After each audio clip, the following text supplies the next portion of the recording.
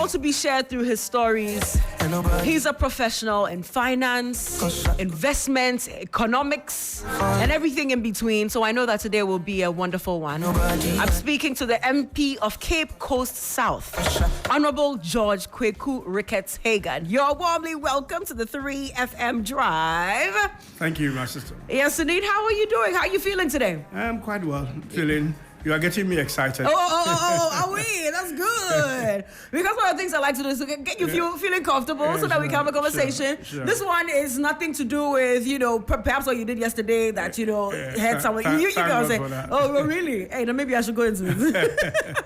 But don't mind me. Today's conversation is all cool. We all want to know, get to know Honorable George Ricketts-Hagan. We want to understand him a bit more. Because a lot of the time when we've seen him on this platform and on our morning show, it's always about something that's going on, with the economy, some decisions that government might have taken or not taken that hurts the economy, that hurt us, you and I, So it's one thing that I've admired about him, the fact that he's always stayed true to his beliefs and his opinions. So today, we can ask him all the questions. Let your questions come through and use the hashtag 3FM Drive. You can also at us 3FM927 so that we can get your questions across to him. Again, you are welcome. Thank you. Yes, Thank indeed. you so I want to much. backtrack. Okay, Yeah, backtrack. sure. You speak a lot. You speak your mind a lot. You speak your beliefs a lot. Yeah. I mean, I see when someone is convicted and it's not an imported belief, you can tell. Yeah. And you will always stand for what you believe in. Absolutely. If you think that someone took a decision that you didn't believe in, you would come and speak your bit. Whether or not they would act on it, at least you shared yours. Where do you Absolutely. get that from? And that courage, that confidence, and that conviction? Where do you get all of it from? Thank you very much, and I feel very welcome to your program this afternoon. As I said, I was moderately excited, but now you are getting me all the way up. All the way up, which is good. We need to feel that. We came on a recess yesterday, and then obviously we're just trying to get slowly into the rest of the activities. Yes, I was born in Cape Coast, raised by my grandparents. Oh. Because my mother traveled abroad to go to school. So, few months after, she had given birth to me, she was sent abroad to London to go to school. That's right. It was my grandparents who brought me up, up until I got to the secondary school age, and an auntie of mine as well. My grandfather was a very, very confident, man who speaks his mind and speaks the truth. And so I believe my grandmother the same, but she was a disciplinarian. Wow. Yes. She wasn't a teacher? She was a teacher and a seamstress at some stage, but very disciplinarian, a church, going Methodist church. Okay. She was pretty much in every, I don't know how to call it, society. Yes. In the church. ministries, the groups. Women's fellowship. And pretty much everything. Wow. So I spent my early life in between my house and the church. And the church as well. Because she tends to go to the church with me. And I used to sit in a women's fellowship. You started women's fellowship? Because she wanted to make sure my mother was not in the country. And she wanted to make sure that nothing happens to me while she's away. Wow. So she takes me to church and returns back with me, so I will not be up to any mischief. Wait, so is that to say that you had so many mothers growing up? Yes. Because you know how women are. They see a little boy and, they have a special liking to him. Also for mommy and everyone. Yeah. Yes. So I think that's where it came from. The truth. My grandfather stood for the truth. Very confident. He's an achiever, a chief. And I come from quite a historic family on both sides. Oh. People who have done things and all that. Oh, do share, at least one of them. It became quite I'm from, on my father's side, I'm from the Ricketts family. On my mother's side, I'm from the Ribeiro family. Oh, I know the Ribeiros. Yes, and they are quite prominent families. Though the history is that they are Brazilians with Portuguese, ancestorship. So that runs through their blood. Some little Portuguese, a little Brazilian, a little, yeah. That's good to know. Yeah. So that's where it came from. I mean, recently Mr. Speaker was talking about who the first lawyer, was in Parliament. And he came up with a name that, all along we'll be talking about John Moses Saba, a very prominent lawyer from Kweku. Yes. Yes. And then he mentioned that actually the first lawyer is Ribeiro. And that's a relation. My direct great-grandfather. Wow. My grandfather's father. Wow. And he, was educated in London and became a lawyer from Lincoln in 1883. Wow. So education runs through my family as far back as then. Did you meet him? Oh, no. This is my great-grandfather. Yeah, I mean, I met my grandfather, but... You didn't meet your great-grandfather? No, not my great-grandfather, yes. And I met my grandfather's brother. Okay. Who happened to be Ghana's ambassador around the independence. He was an ambassador in the United States. Wow, you have a lot of connection outside. I do, yes, because I spent almost 30 years of my life, outside. And my kids are born outside and they live outside. And they live outside as well? Yes. So in between here and there. Yeah, so at what age did you move out as well? Because your mom went to school. Yes. Did she come back for you or you went to meet her? My mom still lives there. Lives in Italy for the last 50 to 60 years, yes. You said Italy? Yes. So from... No, my mom was studying in London. Then but eventually she went to marry an Italian and lived in Italy. So my sibling, who comes after me on my mother's side, are half Italians. Wow. I think it's safe to call your family United Nations, no? It is United Nations. Yes. It is absolutely. That's the right word. We used to call ourselves that at the dining table sometimes. We are United Nations. You are United Nations. Portuguese, Brazilian, Ghanaian, Italian. Yes. That's a lot. It's a mixture of things. So, quite diverse. I'm humbled by it. I have worked as you rightly said, I studied in London and I studied in the University of Chicago in the United States where I did my master's, MBA, and first degree and everything. In fact, as you did ask earlier on, I went to school in Kweku, primary school, middle school, in Methodist school mainly. And then up until I finished secondary school at Adesada College in Kweku. Then I came to London, to Legon. But I didn't finish Legon. Then I left and went. So you don't know how many years in Legon? 2 years? Up to the second year, that's when I left. Oh, so at the beginning of second year, yes, then you left to London? I left and went to school because I had an opportunity in London, so I went to school in London. Then I went to the United States. Oh, wow. You have to show us the secrets because, some of us would want to, and by us, I mean, there's so many listeners right now who are looking for ways that they can also go in there and, expand, if I may say, their horizons. It is hard work and grace. Yeah, and grace. Amen. You're a strong believer, aren't you? I am absolutely. As I said, I grew up in a Methodist church. But some people let it go at some point, Some people let it go at some point, but you held on to your faith through and through. I held on. I don't go to church as often as I should, but I believe that the good Lord sits in me. No, and I don't do anything without a prayer. That's good. Constantly, I don't necessarily have to have a special time to pray. I pray all day. Yeah, I mean, that's talking to God. You don't need permission. Every situation, yes. I make it conversational. That's right. Yeah. Because that's what it is. It's a conversation with God. Yeah. Did you ever get into trouble for speaking your mind, for being so frank? Always. Really? Always. I'm sure you've heard it here, even in Ghana. I mean, the ones that we know. But in the past, how about that? Yes, in your younger years, can you remember the first time? Were you shocked? Well, I got into trouble when I was young. I think when I finished, when I was in secondary school, I was in Form 5. At Disadel. In the old system. I was gone to lower 6 at Adesada. And we had, at that time, I'd come to live with my auntie whose husband was working at the Cape Coast University. So they had a bungalow at the University of Cape Coast. So I went to live with them like I do with my other aunties. I mean, she in particular, I spent a lot of years with. So when I went there was a Japanese who I believe was a research assistant or something who had come to Cape Coast University.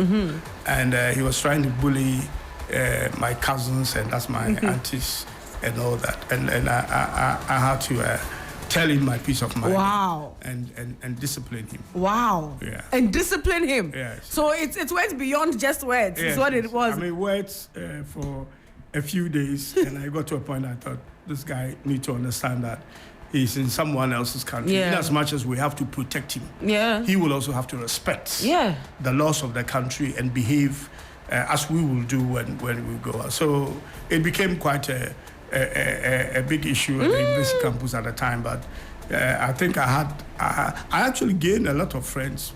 From that point? From that, a lot of friends. Because they saw you as what, a savior. You saved them from the bully. Yeah, yes. And then everybody knows me as somebody who speaks my mind. And then you hear it in politics. Even sometimes, I get misunderstood by my colleagues in the NDC. Sometimes one certain things are said, but if you listen to it, recently I got in trouble for saying that Napo's issue. But then when you listen to the whole thing in entirety, I also said other things that people ignore that and looked at that.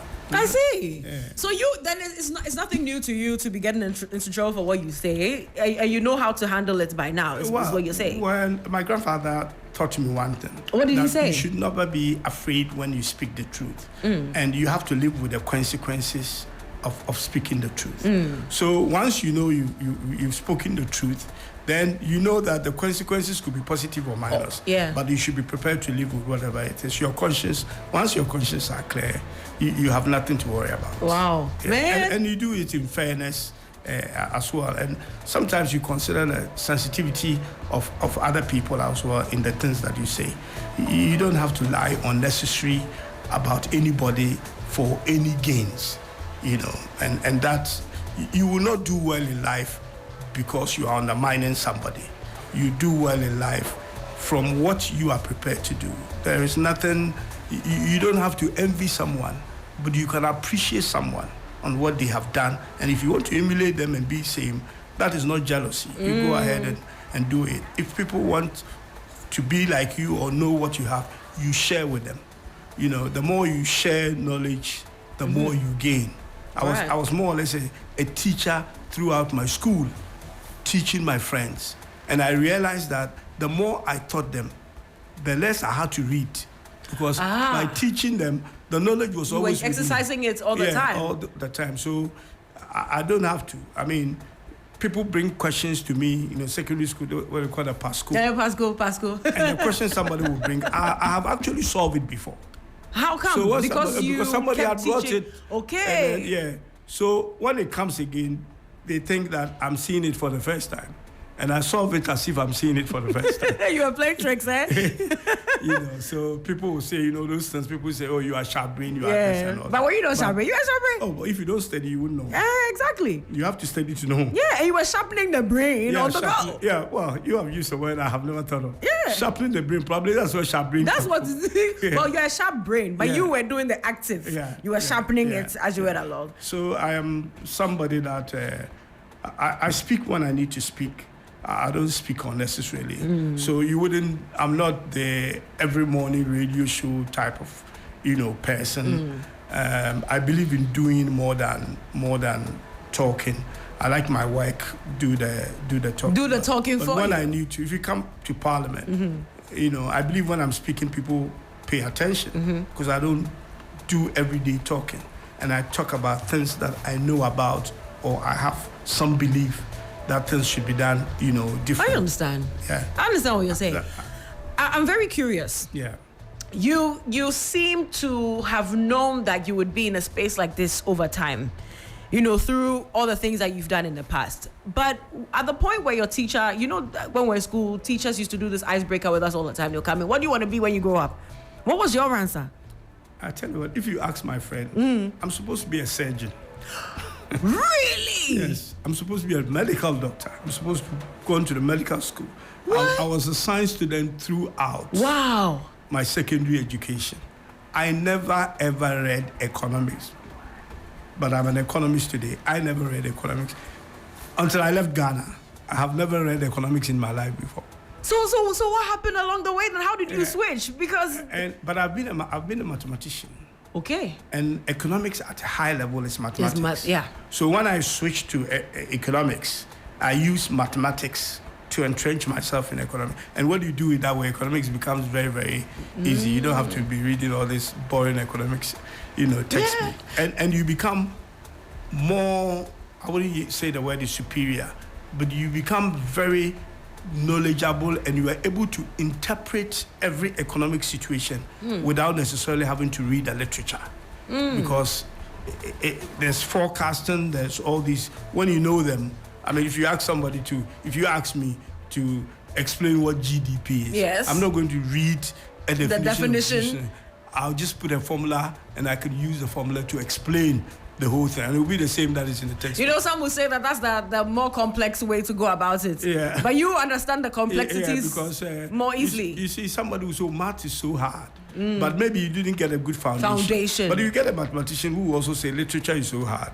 And somebody, so whatever you become comfortable with, your strength is, whatever you want to do, that's what you do. You don't, as I say to my kids, I don't say that my kid should be a doctor or should be this. Whatever they want to do. But the basis of everything is a good education when you get opportunity. That's it. So once you have the good opportunity, you can go and you can go and sing, you'll be the best singer. Yeah. You can go and farm, you'll be the best farmer, because you have a certain basic knowledge that will help you to do things. So I'm guessing that you're an easy father then. You don't stress your kids too much with extracurricular activities that they're taking interest in. With education, I do, but not with the extra. Everything they do. With education, they know me. I mean, my kids call me academic.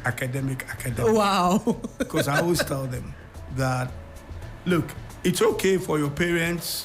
When you're born rich, you're rich. When you're born poor, you are poor. When you are left with assets. But again, my grandfather made a lot of impact in my life. He told me that there's a thin line between poverty and riches, and you can cross very easy to either side. So you can be left with a lot of assets. Sometimes when all this corruption is going on, people are stealing money. I wonder what they are stealing the money for. Because you can leave all these things to your kids and they will squander it and become as poor as I've seen people from wealthy families who are nothing to write home about.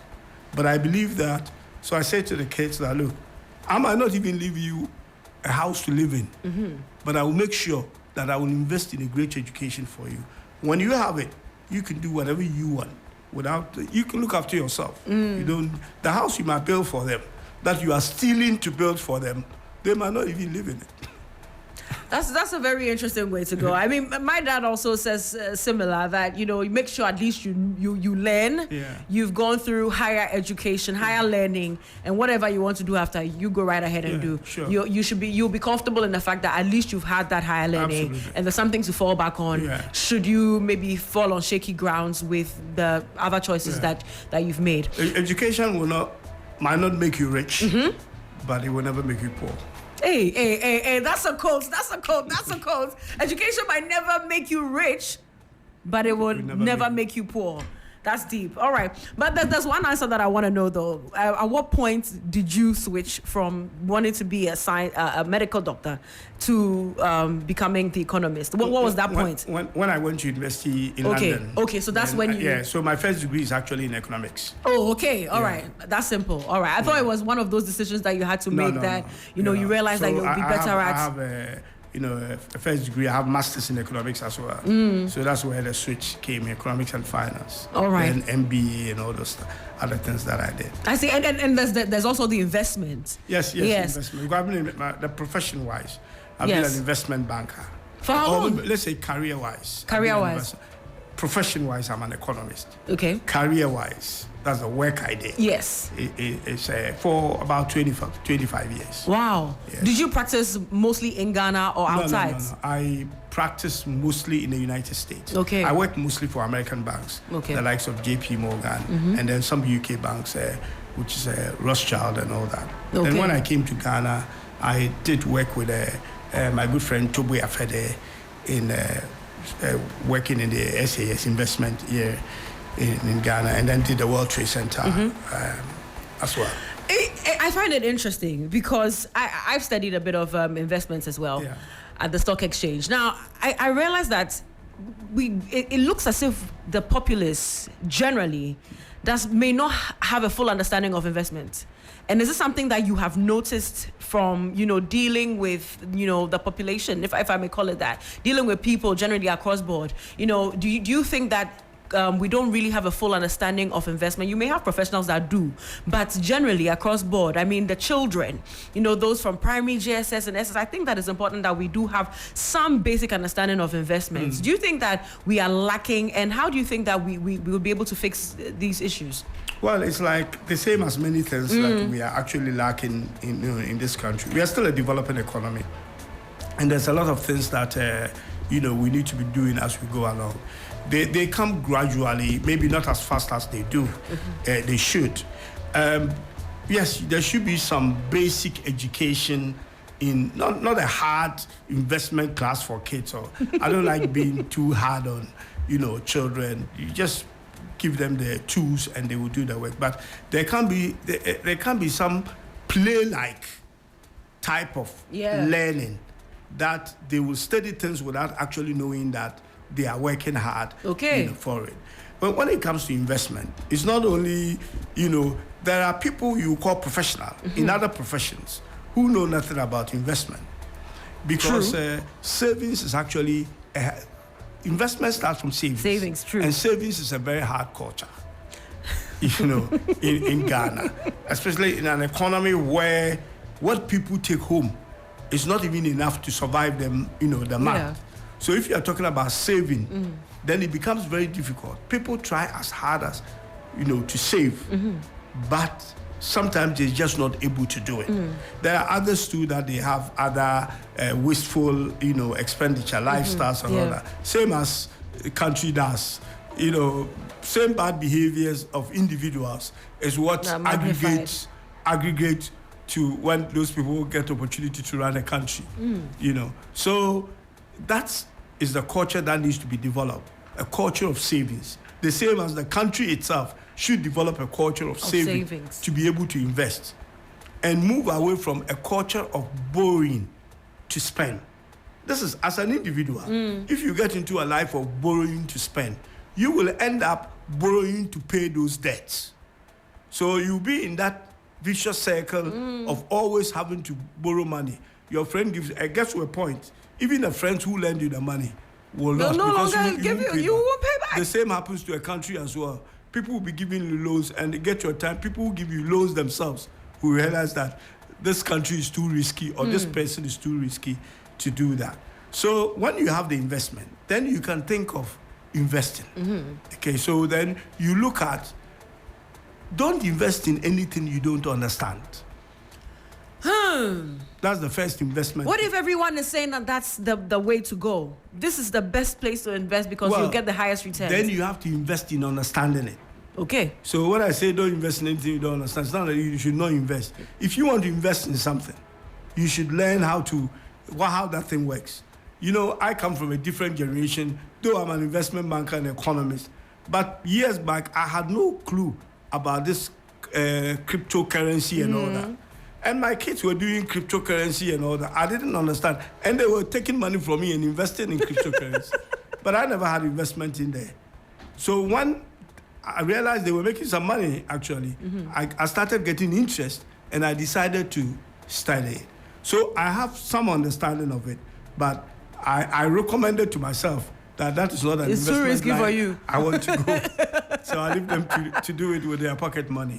Yeah. But we need to be able to invest. Yes. So we stop borrowing as individuals and as countries. And whatever you want to do, you need to plan it to be able to do that.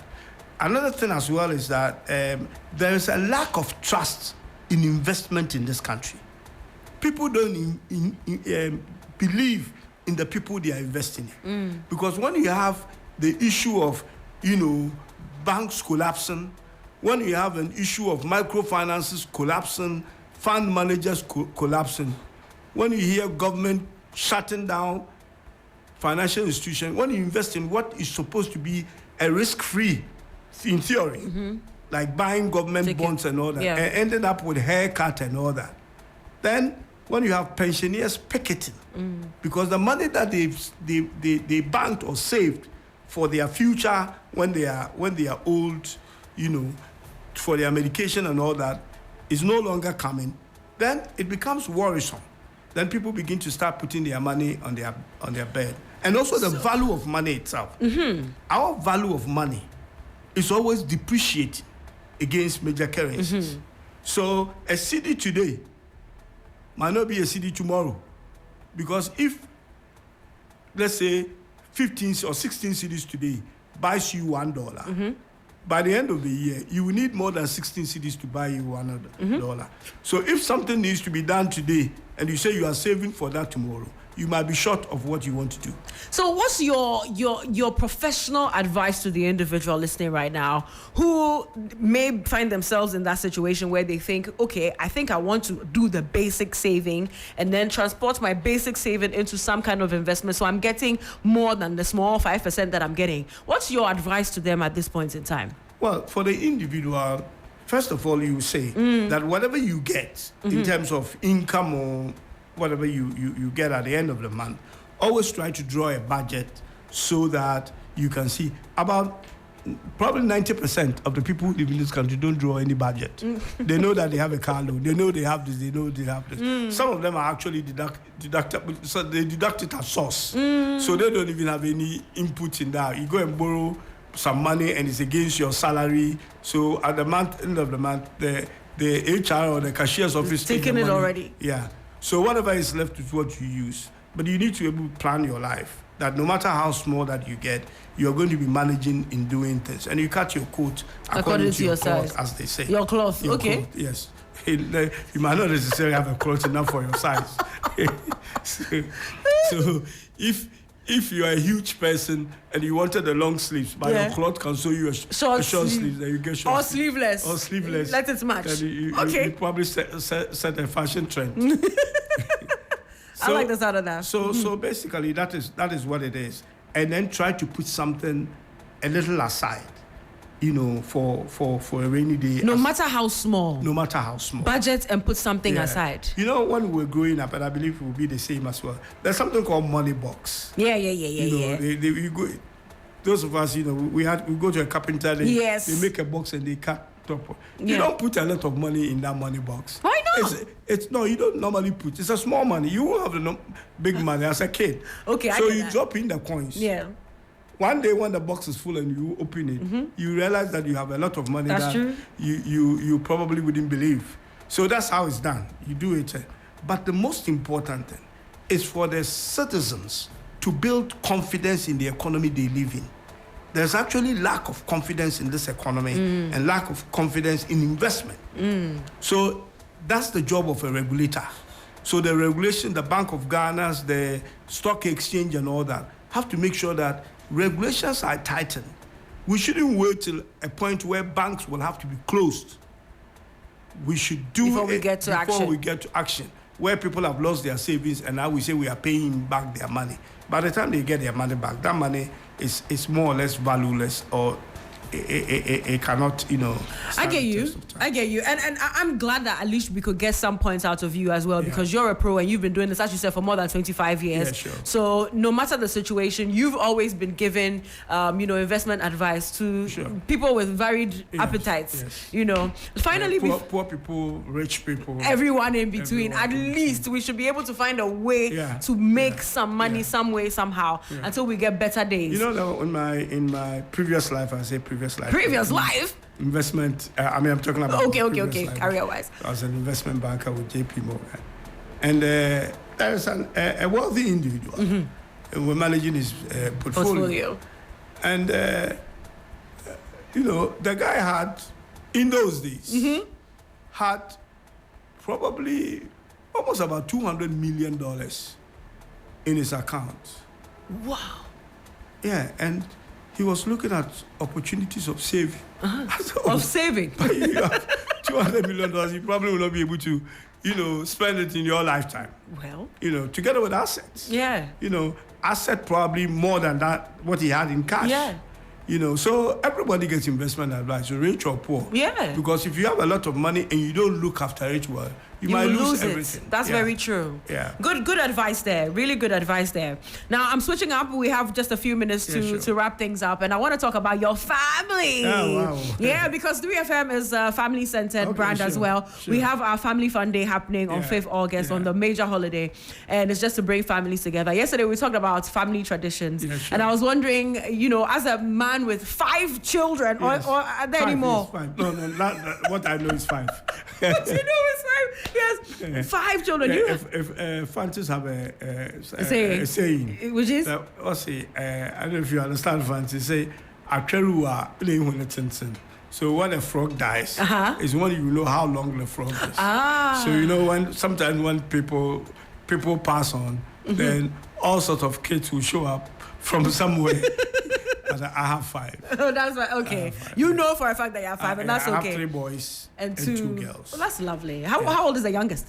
Well, the youngest is about 15. Oh, okay. Yeah. Nice. And the oldest is actually 30. Oh.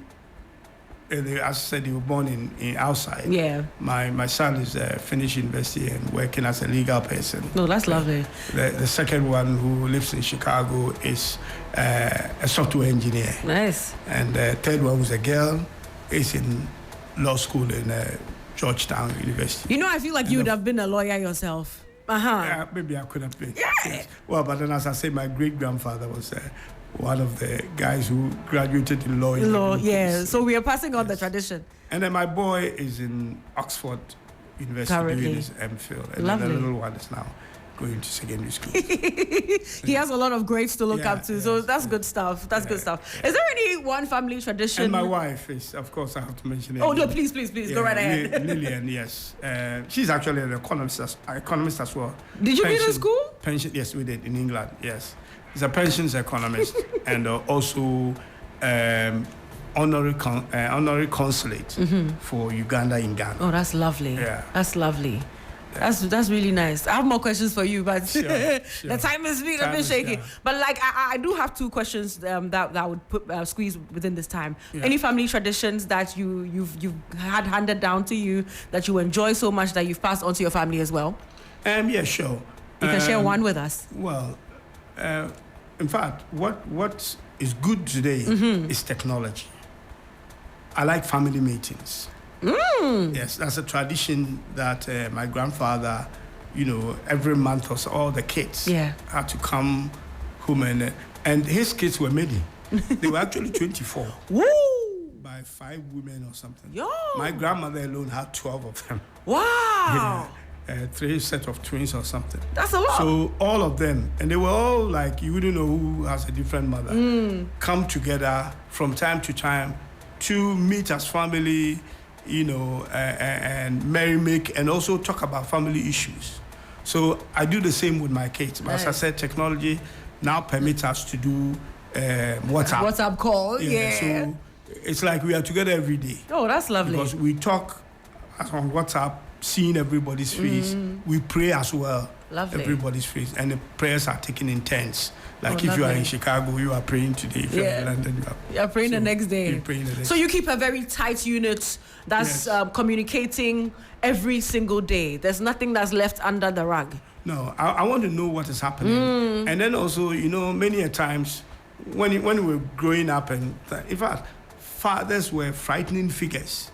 You see people's fathers coming home. Then their kids are running away. Their kids are running away. Instead of running to the father, you have to go and tidy up certain things and all that. And I thought it creates, and you're talking about confidence, it creates certain lack of confidence in when you go outside. When I was in school outside, I was shocked. I couldn't call my lecturers and my teachers by their first name. I have to say, Professor. Well, and then my colleague, white guy, would be calling some Tom or something. Yeah. And I couldn't do it. It took a while. Same workplace that because of the culture. And I realized that it's because of our culture. Yeah. Respect is good, but sometimes we over-respect. And sometimes you become timid. So you've got to be able to break that barriers. Your kid can have the best education, but if they are not confident, they will not be able to communicate. So you need to be able to create that atmosphere. So my kids are my friends. Oh. We discuss, they criticize me, they argue with me. I mean, those who are doing law and all that, they will quote me a lot of things and all that. That's lovely. And they, even when we're in government, they will be criticizing certain things that, we are doing.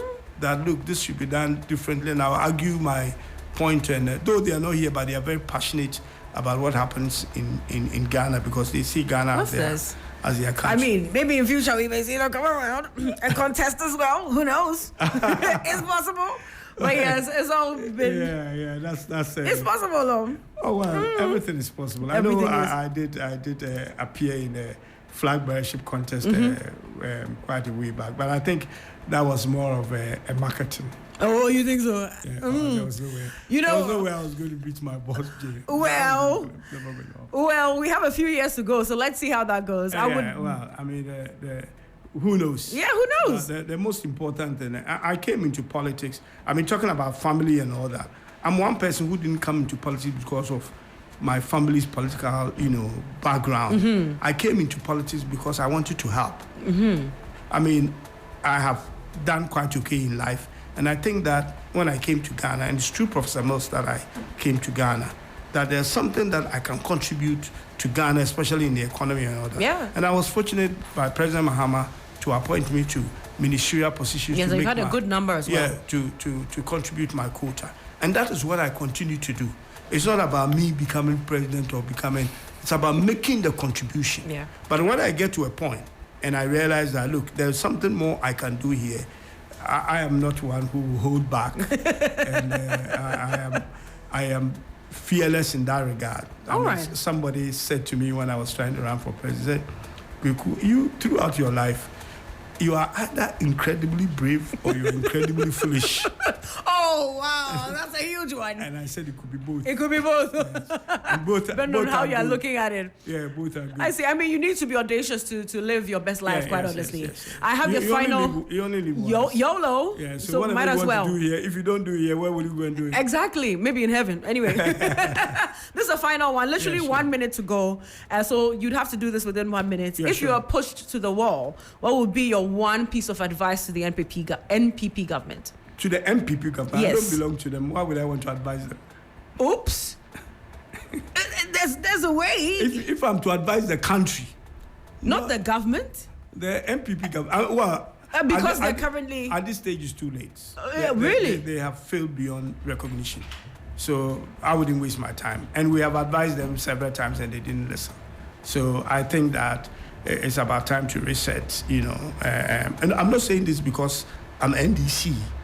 I'm saying this as a Ghanaian, and I realized that, look, sometimes maybe power needs to change hands for people in government to go to a position and learn and refresh and come back. But then, so with the MPP government, if I'm pushed to the wall, I will tell them that, it's time to pack and go. Wow. Okay, that's a wonderful way. And go and reorientate themselves. And then come back. Hopefully sometime in the future, if democracy continues, they will probably be... Hey, that's deep. If democracy continues. Yes, wow, we have to go and pray. Because if democracy will continue or not depends on us. On us as a people. Behavior. We cannot continue to behave the way we are behaving and thinking that things are going to be okay. Things will not be. All right. Yes. Thank you for the words of advice. Honestly, I think I can chat with you for hours. You in particular, you have a lot to share. And it's been great having you. Yeah. Honorable George Kweku Ricketts-Hagan, MP for Cape Coast South. Father, former Deputy Minister of Finance, of what as well? Trade, yes. And Central Region. Yeah, I mean, you've done a lot. Yes. And I say thank you so much for joining us and for inspiring us also. I now head the new economic and development team in Parliament. Lovely. Chairman.